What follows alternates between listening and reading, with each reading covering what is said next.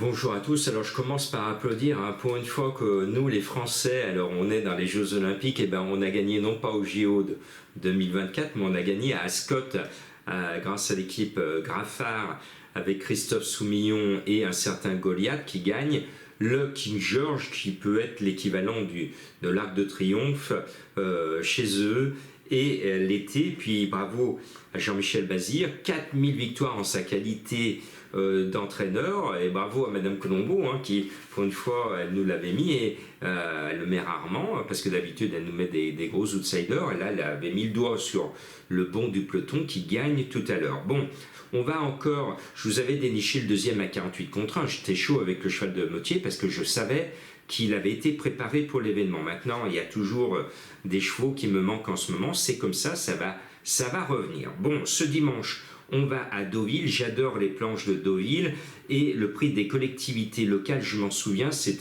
un souvenir d'enfance avec mon papa, je vous en ai compté l'année dernière, et qui n'avait pas pu faire son tiercé sur la route. On était arrivé sur un long parcours sur l'hippodrome, et au dernier moment il court au guichet et il ne pouvait pas faire tiercé, donc il avait fait le trio 3-5-8.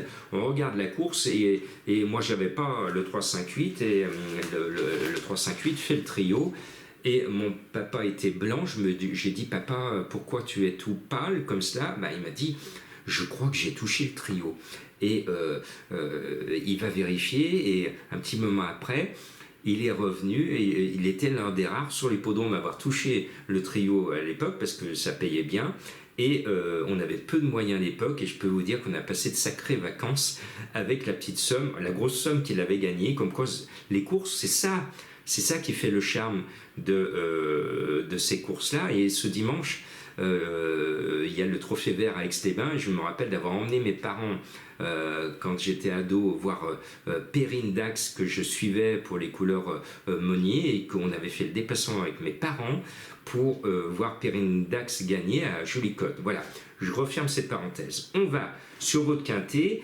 Pour moi, Cyrulis et Voitel vont faire feu de tout bois dans ce quintet. Pour moi, j'estime que le 13 Storm City, le plus léger de ces deux écuries en vogue sur la côte normande, a les meilleures chances, associé à Théo Bachelot, un jockey que j'aime bien. Donc le 13 est en tête de ma sélection. Et puis il y a un cheval qui est beau tout plein, il s'appelle Cosmo Beau. Le 8, bizarrement, il est annoncé à 13/1 par mes confrères, alors que pour moi, Cosmo Beau a toujours été l'un des rois des quintets. Regardez son palmarès, il est pratiquement toujours dans les 5 premiers, c'est bon pour votre quintet. Puis en haut de tableau, il y a le spécialiste, ça va être le favori de la course, il est sur son parcours de prédilection. Le 3 Uzel, entraîné par Cyrulis, c'est normal, il va être là, il va être dans les 5. Maintenant, on pensait ce samedi quand Pierre Médesem, mon idole, qui était favorite, et cheval d'envergure prix d'Amérique, allait être là. Et puis comme on est dans une période où rien ne va du côté des favoris, le cheval disqualifié. C'est comme ça. Donc ce 3, normalement, devrait être là.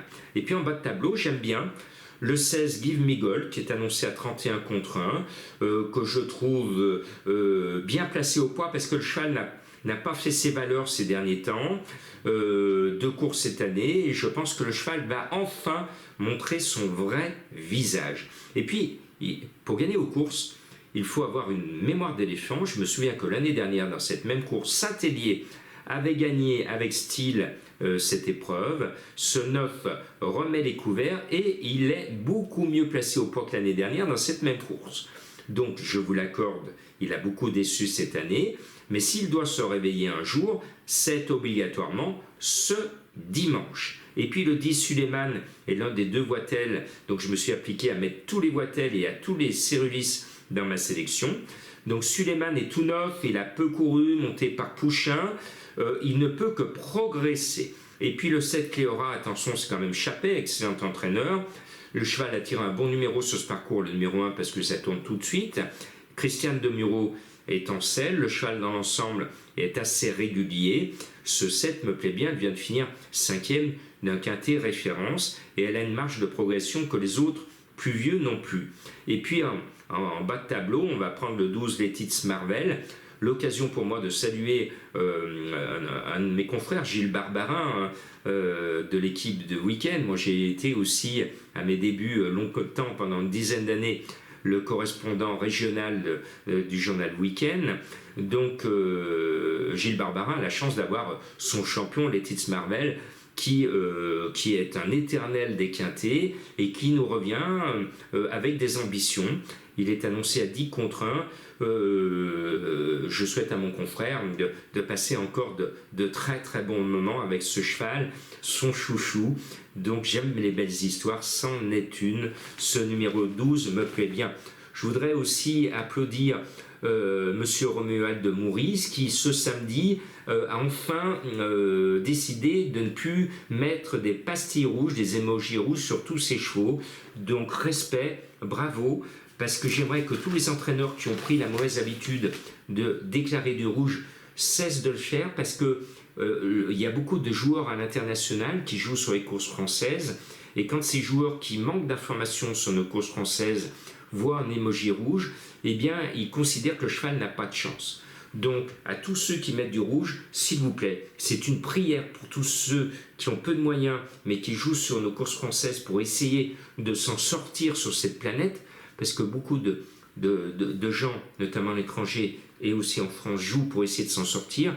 Par respect pour ces pauvres, ces gens pauvres qui jouent sur les courses dans l'espoir de gagner un peu plus et de quoi finir le mois, et bien par respect pour eux, arrêtez de déclarer des pastilles rouges. Je vais vous donner, pour passer un bon dimanche, des chevaux mystères. Alors récemment, je vous avais donné à découvrir Comme ci, comme ça, qui a bien couru, Jo Le Vénard qui a gagné, et Verlan qui s'est placé. Comme quoi, vous voyez, mes chevaux mystères ont quand même du talent et une certaine forme de réussite. Alors, écoutez bien mes énigmes du jour pour ce dimanche. Le premier, pour le découvrir, il faut aller dans une maison inondée, et en marchant dans cette maison inondée, le bruit de vos pas va vous mettre sur les traces de ce cheval mystère. Et puis, les fans de Bébel se souviendront que le titre de ce film est l'un de ces grands moments de cinéma. J'adore ce film, et joué par Bébel, Jean-Paul Belmondo, vous allez le trouver assez facilement. Et puis j'ai été subjugué, j'ai été ému pendant la cérémonie d'ouverture des Jeux Olympiques de Paris. Alors moi personnellement, par expérience, j'ai préféré quand même les Jeux d'Albertville, la cérémonie d'ouverture des Jeux d'Albertville, avec deux coufflets qui se révélaient, et il y avait un dynamisme extraordinaire. J'en ai gardé une mémoire éternelle de cette cérémonie d'ouverture. Et puis là, j'ai trouvé que c'était un peu long, qu'il y avait des longueurs, il y avait des discours trop longs, et il manquait un peu de dynamisme. Mais, on a été ému. J'ai aimé cet homme, ce champion sur son fauteuil qui tenait la flamme, et j'ai été touché par la prestation de Céline Dion. Et justement, Céline Dion me permet de vous mettre sur la voie de mon troisième cheval mystère, parce que elle est dans cette ville spécialiste du jeu aux États-Unis. L'idole des idoles, c'est l'endroit où elle aime chanter.